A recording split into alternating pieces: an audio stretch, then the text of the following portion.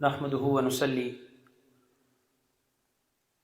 ونسلم على سيدنا ومولانا محمد رسوله النبي الأمين المكين الحنين الكريم الرؤوف الرحيم. أما بعد فأعوذ بالله من الشيطان الرجيم. بسم الله الرحمن الرحيم. وربك يخلق ما يشاء ويختار ما كان لهم الخيرة. صدق الله مولانا العلي العظيم وصدق رسوله النبي الكريم الأمين. مولاي صل وسلم دائما أبدا على حبيبك خير الخلق كلهم. یا رب بالمصطفیٰ بلغ مقاصدنا واغفر لنا ما مضى یا واسع الکرم. معزز و محترم حاضرین مجلس، بندگان خدا، علماء مصطفیٰ علیہ الصلاۃ والسلام، محبان اہل بیت اور عاشقان و غلامان حضرت مولا کائنات مولا علی المرتضیٰ کرم اللہ وجہہ الکریم، اور آج سوشل میڈیا کے تھرو ہمارے ساتھ اس مجلس میں شریک خواتین و حضرات، السلام علیکم ورحمۃ اللہ وبرکاتہ. الحمدللہ تبارک و تعالی، اللہ رب العزت کا بے شمار لطف و کرم اور فضل و احسان ہے کہ جس کی توفیق و عنایت سے ہم اللہ رب العزت کے گھر میں آج کی اس مبارک مجلس میں حاضر ہوئے ہیں. آج کا دن 13 رجب المرجب کا بابرکت اور عظیم دن گزرا، اور یہ وہ عظیم دن ہے جسے نسبت ہے مولا کائنات، مشکل کشا، شیر خدا، اخی مصطفیٰ، زوج حضرت مخدومہ کائنات سیدہ فاطمۃ الزہرا اور والد سیدہ شباب اہل الجنہ سیدنا امام حسن اور امام حسین، تمام امت کے اولیاء کے فقط سردار ہی نہیں بلکہ مسدہ اور منبع اور مصدر جہاں سے ولایت شروع ہوتی ہے اور امت مصطفیٰ میں تقسیم ہوتی ہے. میری مراد حضرت سیدنا مولا علی المرتضیٰ شیر خدا کرم اللہ وجہہ الکریم کی ذات ہے. آج کا مقدس دن ان کی ولادت کا اللہ رب العزت کی بارگاہ میں دعا اور التجا ہے کہ اس بابرکت دن کے صدقے ہم سب کے حال پر اللہ لطف و کرم فرمائے. آپ کی بارگاہ کے فیوزات اور توجہات سے اللہ رب العزت ہمارے ظاہر و باطن کو روشن اور منور فرمائے، اور آپ کی عطا کردہ تعلیمات اور آپ کے بتائے اور دکھائے ہوئے راستے پر ہم سب کو چلنے کی توفیق عطا فرمائے. قرآن مقدس کی جو آیت مبارکہ میں نے تلاوت کی ہے یہ سورہ القصص ہے، آیت مبارکہ نمبر 68 ہے اور سورت کا نمبر 28 ہے. اللہ رب العزت نے اس آیت مقدسہ میں ایک حقیقت اور ایک ریالٹی کو بیان کیا ہے. میں یہیں سے اپنی بات کا آغاز کرنا چاہتا ہوں. ایک فاؤنڈیشن ہے، ایک بنیاد ہے جو آگے آنے والے مضمون میں ہمارے لیے بڑی مددگار ثابت ہوگی، ہمیں سمجھنے میں بڑا کام آئے گی. آیت مبارکہ کے الفاظ ہیں، اللہ رب العزت نے ارشاد فرمایا وَرَبُّكَ يَخْلُقُ مَا يَشَاءُ. اور اے حبیب مکرم علیہ الصلاۃ والسلام، آپ کا رب جو چاہتا ہے پیدا فرماتا ہے. یعنی اللہ رب العزت اپنی شان اور اپنی قدرت بیان کر رہا ہے کہ وہ جو چاہتا ہے، جب چاہتا ہے، جیسے چاہتا ہے تخلیق فرماتا ہے. یعنی اللہ رب العزت کو کسی سے کسی معاملے میں بھی پوچھنے کی، مشورہ کرنے کی کوئی حاجت اور کوئی ضرورت اور کوئی محتاجی نہیں ہے۔ ما یشاء کا معنی ہے وہ جو چاہتا ہے، جیسے چاہتا ہے، جب چاہتا ہے اور جتنا چاہتا ہے تخلیق فرماتا ہے۔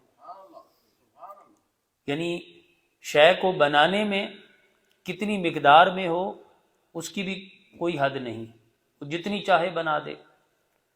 کیسے بنانی ہے وہ بھی جیسے چاہے بنا دے، کب بنانی ہے وہ بھی اس کی مرضی کب بنا دے، کیسے بنانی ہے وہ بھی اس کی مرضی کیسے بنا دے۔ تو یہ اللہ رب العزت کی شان ہے جو اللہ رب العزت نے یہاں بیان کی ہے۔ لیکن یہ بیان کرنے کے فوراً بعد آگے ایک بات اللہ رب العزت نے بیان کی، وہ فرمایا کہ وہ صرف تخلیق نہیں فرماتا، چیزیں تو وہ تخلیق فرماتا ہے۔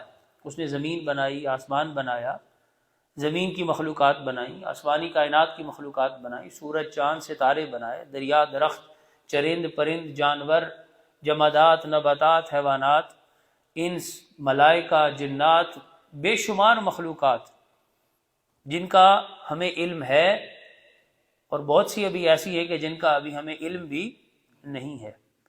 آج کی سائنس بتاتی ہے، تمام تر اس ترقی اور ڈیولپمنٹ کے بعد آج سائنس کہتی ہے کہ تمام تر جتنی ڈیولپمنٹ ابھی تک ہو چکی ہے، ہزاروں سال سے انسانی تاریخ چل رہی ہے، اس کے بعد آج کی سائنس کہتی ہے کہ جو یونیورس ہے، ایک کائنات، یونیورسز کی بات نہیں ہو رہی ہے، یونیورسز تو بے شمار ہیں، عالمین تو بہت ہیں، یہ عالم جس میں ہم رہ رہے ہیں، اس ایک یونیورس کا ابھی تک انسان تمام تر ترقی کے باوجود 4 to 5% ڈسکور کر سکا ہے۔ ابھی 95 to 96% ڈسکور ہی نہیں ہوا، جس کی انسان کو خبر ہی نہیں ہے۔ یہ آج کی سائنس کہہ رہی ہے۔ تو ہر شے اللہ نے بنائی ہے، اللہ نے تخلیق فرمائی ہے، اور یہ فرما کے ساتھ ہی فرما دیا، اور صرف وہ پیدا نہیں کرتا، چیزوں کو پیدا بھی کرتا ہے، وَيَخْتَارُ، اور ایک تو وہ خالق ہے تخلیق کرنے والا، دوسرا وہ مختار ہے، اور مختار کہتے ہیں کسی چیز کو اختیار کرنے کو، اختیار کرنے والے کو۔ تو فرمایا اور چن لینے کو، کسی چیز کو اپنے لیے چن لینا، اس کو اختیار کرنا کہتے ہیں، اڈاپٹ کرنا کسی چیز کو، یا چوز کر لینا اپنے لیے، آسان بہتر لفظ ہے چوز کر لینا۔ تو اللہ رب العزت چیزوں کو کریٹ بھی فرماتا ہے، اور فرمایا وہ جو چیزیں تخلیق کی ہوتی ہیں ان میں سے جسے چاہتا ہے پسند بھی فرما لیتا ہے۔ تو اس کے تخلیق اور بنانے پر بھی کوئی پابندی نہیں، اور اس کے چوز کرنے پر بھی کوئی پابندی نہیں ہے۔ وہ جس کو چاہے چوز کر لے، جب چاہے چوز کر لے، جیسے چاہے چوز کر لے۔ یعنی گویا اللہ رب العزت شے بناتا بھی ہے، اس میں بھی وہ مختار کل ہے، اس کی اختیار ایسا ہے کہ کوئی اس میں حاجت نہیں ہے کسی سے پوچھنے کی۔ اور دوسرا فرمایا اسی طرح چیزوں کو چن لے، پسند کر لے، تو فرمایا اس میں بھی وہ کسی کا محتاج نہیں ہے، وہ اپنی مرضی سے جب چاہے جس کو چاہے چن لے۔ اب تھوڑا سا اگر تفصیل میں جاؤں میں ویری کوئکلی، تو اللہ رب العزت نے مخلوقات بنائیں بے شمار، اور ان مخلوقات میں سے ہماری کوئی اتھارٹی نہیں تھی، ہم نے کوئی اپلیکیشن فائل نہیں کی تھی اللہ کی بارگاہ میں، کوئی درخواست نہیں دی تھی۔ اللہ رب العزت نے بے شمار مخلوقات میں سے انسان کو اشرف المخلوقات بنا کے چن لیا، یہ صرف اس کی مرضی ہے، اس نے چنا ہے، اس کے علاوہ کسی نے نہیں چنا۔ ابھی تو انسان بنا بھی نہیں، اور اس نے کہا انی جاعل فی الارض خلیفہ، میں نے زمین پر اس کو اپنا نائب بنا دیا ہے، اس نے چن لیا، اب اس پر کسی کو اعتراض کرنے کی کوئی گنجائش نہیں ہے، اس نے چن لیا، اس کی مرضی۔ پھر اس نے دن اور رات بنائے، اب سارے دن خدا کے ہیں، سارے دن خدا کے ہیں، لیکن آقا صاحب نے فرمایا ان من افضل ایامکم یوم الجمعہ، تمہارے ہفتے کے دنوں میں سب سے افضل ترین دن جمعہ کا ہے۔ کس نے چنا ہے؟ بولیے، اللہ نے چنا ہے۔ باقی سارے دن اسی طرح سورج نکلتا ہے، غروب ہوتا ہے، لیکن اس نے کہا میں نے یہ جمعے کا دن چن لیا ہے، پسند کر لیا ہے، میں نے منتخب کر لیا ہے۔ اس کی مرضی ہے، دنوں میں سے جس دن کو چاہے چن لے۔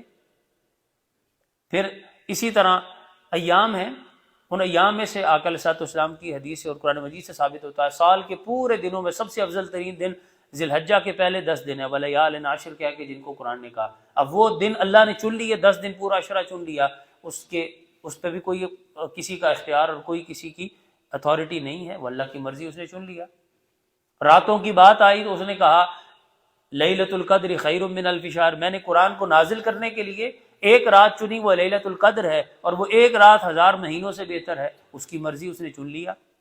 راتیں تو ساری ایک جیسی تھی، لیکن اس نے راتیں بنائی بھی اور ان میں سے چن بھی لی، دن بنائے بھی اور ان میں سے چن بھی لیا۔ اب سال کے 12 مہینے ہیں، لیکن ان 12 مہینوں میں سے اس نے نزول قرآن کے لیے قرآن کا مہینہ رمضان کو چنا، اور فرمایا کہ فاسٹنگ اور رمضان، فاسٹنگ جو ہے اور یہ جو روزہ رکھا جاتا ہے وہ ماہ سیام جو ہے اس کو رمضان کو چن لیا، اور فرمایا اسے باقی مہینوں پر فضیلت عطا کر دی، شہر رمضان الذی انزل فیہ القرآن، تو باقی 12 مہینوں میں سے اس مہینے کو چن لیا، یہ بھی اس کی مرضی ہے۔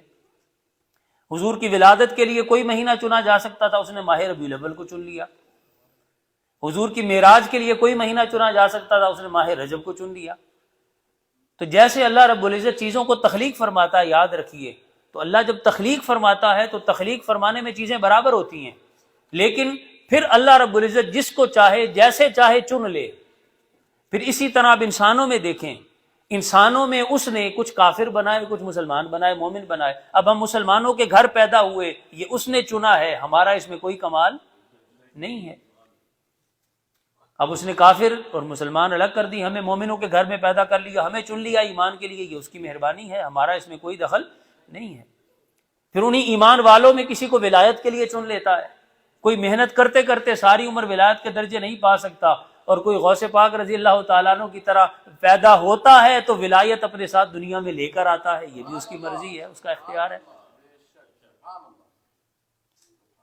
پھر اسی طرح آگے چلتے چلے جائیں تو کسی کو اللہ رب العزت نے صحابیت کے لیے چن لیا۔ اب وہ ہستیاں جو حضور کے زمانے میں پیدا ہوئی، جن کو صحابیت کا شرف ملا، ان کو بھی کس نے چنا؟ بولیے، اللہ نے چنا۔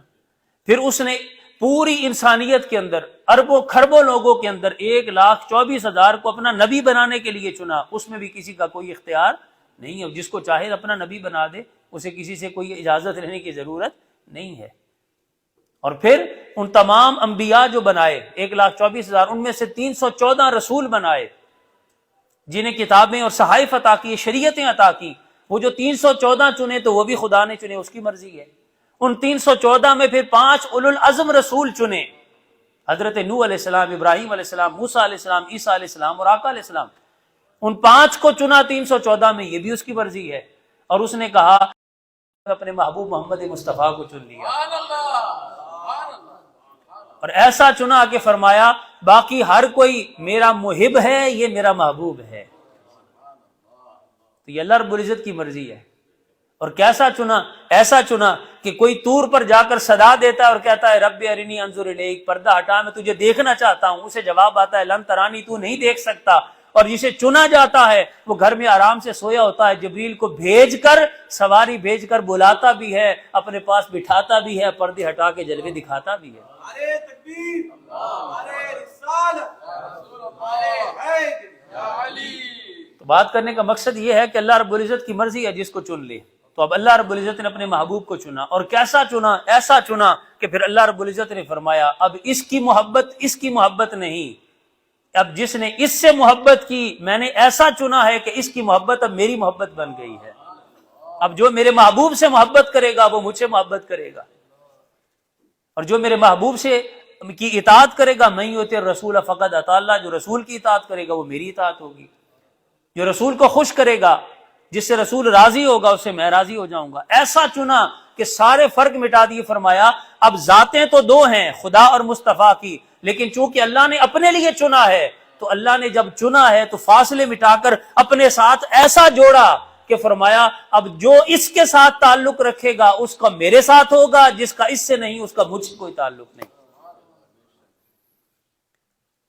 اب آئیے حضرت مولا کائنات مولا علی المرتضیٰ کی شان کی طرف۔ یہ میں نے ایک بنیاد آپ کے سامنے رکھی تاکہ ذرا سمجھ آئے کہ ہم کس ہستی کے ذکر کے لیے بیٹھے ہیں۔ یاد رکھیے جیسے اللہ رب العزت نے اس پوری کائنات کے اندر اپنی محبت کے لیے، اپنی قربت کے لیے اور اپنی شان محبوبیت کے لیے آقا علیہ الصلوۃ والسلام تاجدار کائنات سید الانبیاء المرسلین سیدنا محمد مصطفیٰ کو چنا۔ اب آقا علیہ الصلوۃ والسلام کے لیے بھی پوری امت موجود تھی، حضور کے صحابہ بھی موجود ہیں، آپ کی ازواج مطہرات بھی موجود ہیں، آپ کا خاندان بھی موجود ہے، آگے قیامت تک آنے والی آپ کی امت بھی موجود ہے۔ لیکن یاد رکھیے حضور کی اہل بیت کا مقام یہ ہے کہ جیسے خدا نے، بولیے، جیسے خدا نے اپنی محبوبیت کے لیے پوری کائنات میں محمد مصطفیٰ کو چنا ہے، اسی طرح تاجدار کائنات نے پوری امت میں محبوبیت کے لیے اہل بیت کو چنا ہے۔ یہ انتخاب حضور کا ہے، وہ انتخاب خدا کا تھا کہ اس نے حضور کو چنا، اور حضور نے اپنی محبت کے لیے، یعنی اپنی قربت کے لیے اور اپنی شان اس طرح جوڑنے کے لیے جیسے خدا نے حضور کو عطا کی تھی، حضور نے ویسی شان اپنی اہل بیت کو عطا کر دی۔ چند حدیث اس پر عرض کرنا چاہتا ہوں۔ آقا علیہ الصلوۃ والسلام نے جیسے خدا نے مصطفیٰ کو اپنے ساتھ جوڑا تھا اور سارے فرق مٹا دیے تھے اور ان کی محبت کو اپنی محبت بنا لیا تھا، اسی طرح آپ دیکھیے آقا علیہ الصلوۃ والسلام نے اہل بیت پاک کو کیا مقام عطا کیا، اور خصوصاً اگر ہم حضرت مولا کائنات کا ذکر کریں تو تاجدار کائنات علیہ الصلوۃ والسلام نے حضرت مولا علی کو یہ مقام عطا کیا، ان کو یہ شان عطا کی، فرمایا من احب علیا فقد احبنی۔ لوگوں جیسے خدا کہتا ہے کہ جو مصطفیٰ سے محبت کرے وہ مجھ سے محبت کرتا ہے، اب حضور کا اعلان ہے، حضور فرماتے ہیں جو علی سے محبت کرتا ہے وہ مجھ سے محبت کرتا ہے۔ ومن ابغضہ، اور جو اس سے بغض اور عداوت رکھتا ہے، دشمنی رکھتا ہے، فرمایا فقد ابغضنی، وہ علی سے بغض اور عداوت نہیں رکھتا، وہ مجھ سے بغض اور عداوت رکھتا ہے۔ آقا علیہ الصلوۃ والسلام نے اتنی قربت اور اتنا پیار انہیں اپنے ساتھ جوڑ کر عطا کیا۔ پھر آگے حضرت عبداللہ بن عباس رضی اللہ تعالیٰ عنہ آپ روایت کرتے ہیں اس حدیث کو، خوبصورت حدیث، امام حاکم نے مستدرک میں روایت کیا، نظر النبی الیہ، آقا علیہ الصلوۃ والسلام نے حضرت مولا علی کرم اللہ وجہ الکریم کی طرف دیکھا۔ حضرت عبداللہ بن عباس روایت کرتے ہیں حضرت مولا علی کو دیکھا اور دیکھ کر فرمایا یا علی، اے علی، انت سید فی الدنیا و سید فی الآخرہ، اے علی آپ دنیا میں بھی سید اور سردار ہیں اور آپ قیامت میں بھی سید اور سردار ہوں گے۔ اور فرمایا خاص بات، صرف اپنے لیے چنا نہیں، فرمایا حبیبک حبیبی، اے علی جو تیرا محبوب ہے وہ میرا محبوب ہے، یعنی اے علی جس سے آپ محبت کرتے ہیں وہ صرف آپ کی محبت نہیں، جس سے آپ محبت کریں میں مصطفیٰ اس سے محبت کرتا ہوں، وہ حبیبی حبیب اللہ، اور جس سے میں محبت کرتا ہوں اس سے اللہ محبت کرتا ہے، وہ عدوک عدوی، اور اے علی جو آپ کا دشمن ہے وہ میرا دشمن ہے، وہ عدوی عدو اللہ، اور جو میرا دشمن ہے وہ اللہ کا دشمن ہے۔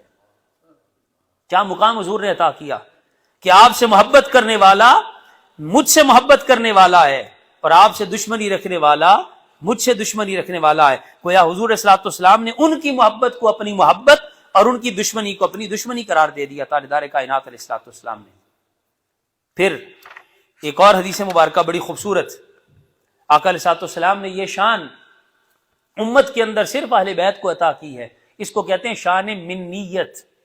یہ جو لفظ ہے نا من کا مطلب ہوتا ہے سے، اور یعنی اگر کوئی چیز کسی میں سے ہو نا، کوئی پارٹ ہو، کسی کا جز ہو، حصہ ہو، تو اس کو من کہتے ہیں، ٹھیک ہے۔ اگر آپ کسی چیز کو کسی چیز سے جدا نہ کر سکے اور اس کا حصہ ہو اور اس میں سے نکالیں تو وہ کہتے ہیں کہ یہ چیز اس میں سے ہے۔ اب میں دو لفظ بیان کروں گا، دونوں کا فرق آپ کو سمجھ آ جائے گا۔ ایک ہے کا اور کی، بولیے کیا لفظ ہے؟ کا اور کی، اور ایک ہے سے۔ کا کے لیے لام کا لفظ استعمال ہوتا ہے، لا کا، آپ کے لیے یا آپ کا کے اندر ملکیت ہوتی ہے یا اس کے اندر معنی ہوتا ہے کہ یہ چیز اس کی ہے۔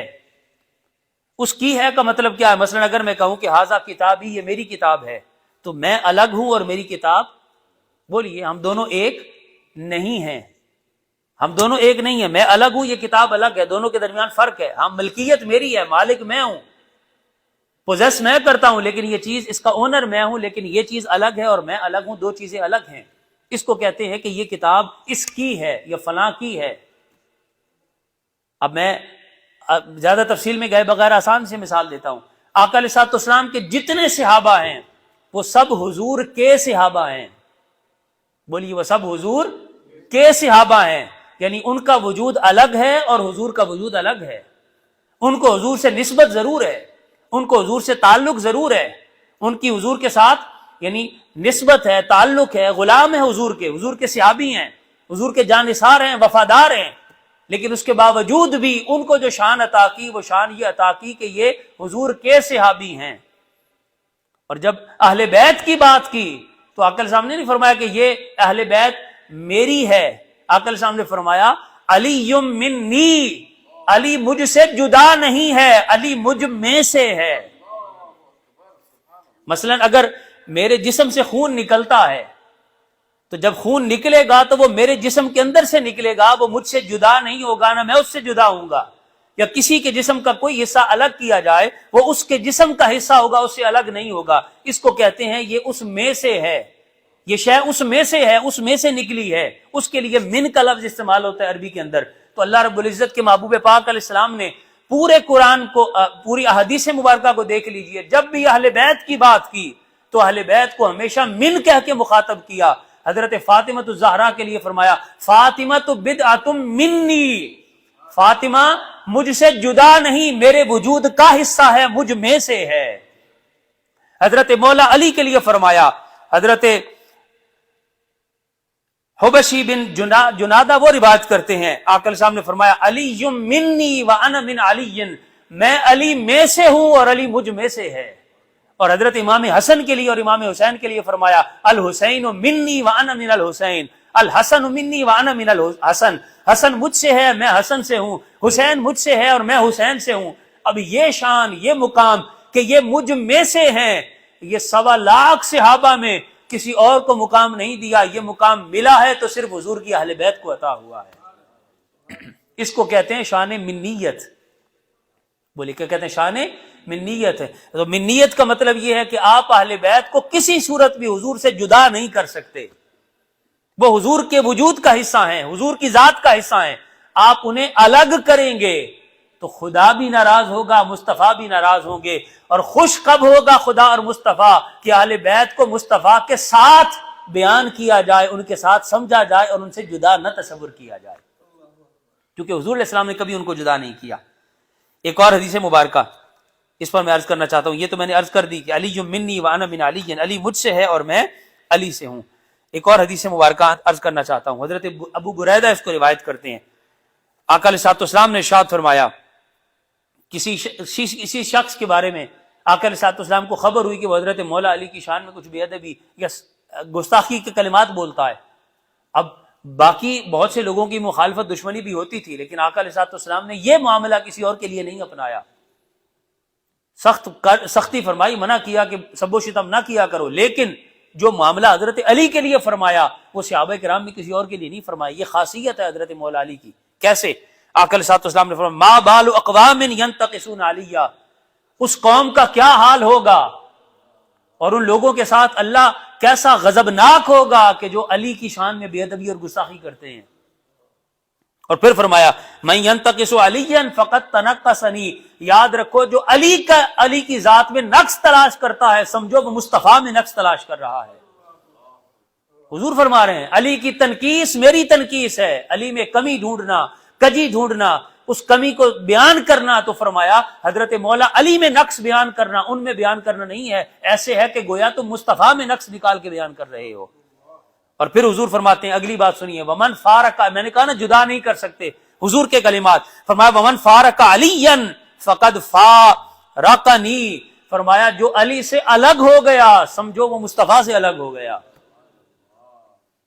آقا علیہ السلام کے کلمات حدیث مبارکہ کے، اور یہ کوئی اہل تشیع کی کسی کتاب کا حوالہ نہیں دے رہا، یہ اہل سنت کی کتب ہیں، اور امام طبرانی نے اس کو روایت کیا معجم الاوسط کے اندر، امام حیثمی میں مجموع الزوائد کے اندر روایت کیا۔ اور آگے فرمایا کیسے، آگے بھی سنیے، فرمایا ان علی منی، علی مجھ سے ہے، وانا منہ، اور میں علی سے ہوں۔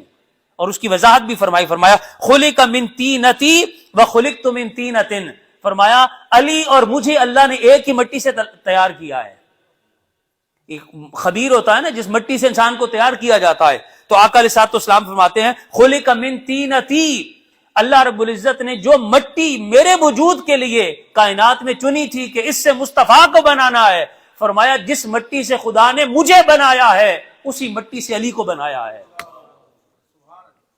کیسے جدا کر سکتے ہیں آپ حضرت مولا علی کو حضور سے؟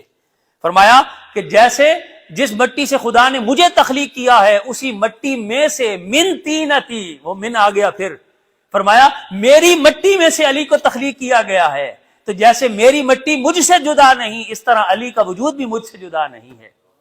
یہ مقام اور یہ شان آقا علیہ السلام نے بیان کیا۔ یہ ہے حضرت مولا علی کی شان۔ ایک اور حدیث مبارکہ اس پر عرض کر دوں، میں اختتام کی طرف آ رہا ہوں۔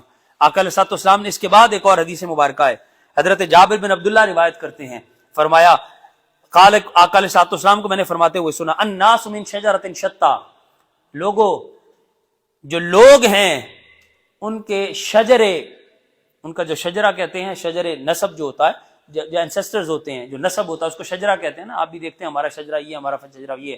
تو آقا علیہ السلام نے فرمایا الناس من شجرۃ شتیٰ، لوگ مختلف شجروں سے ہیں، یعنی مختلف خاندانوں سے، قبیلوں سے، لوگوں کے نسب الگ الگ ہیں، نسب الگ الگ ہیں۔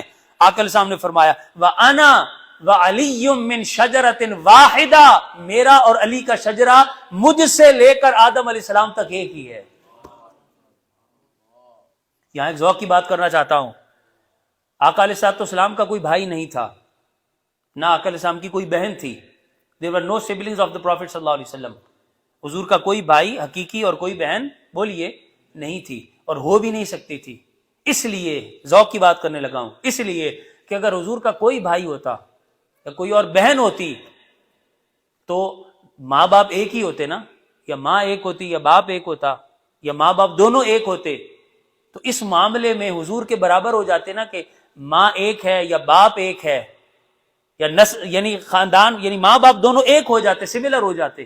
تو اللہ رب العزت کو یہ بھی گوارا نہیں تھا کہ ماں باپ ہونے میں بھی کوئی حضور کے برابر آ جائے، اس لیے حضور کے ساتھ کسی اور کو پیدا ہی نہیں فرمایا کہ کہیں اس معاملے میں بھی کوئی برابری نہ کر بیٹھے اور کہہ بیٹھے کہ حضور جو والدین حضور کے ہیں وہی والدین کسی اور کے ہیں۔ فرمایا نہیں، میں نے مصطفیٰ کو ایسا بے مثل بنایا ہے کہ کوئی کسی معاملے میں بھی میرے محبوب جیسا نہیں ہو سکتا۔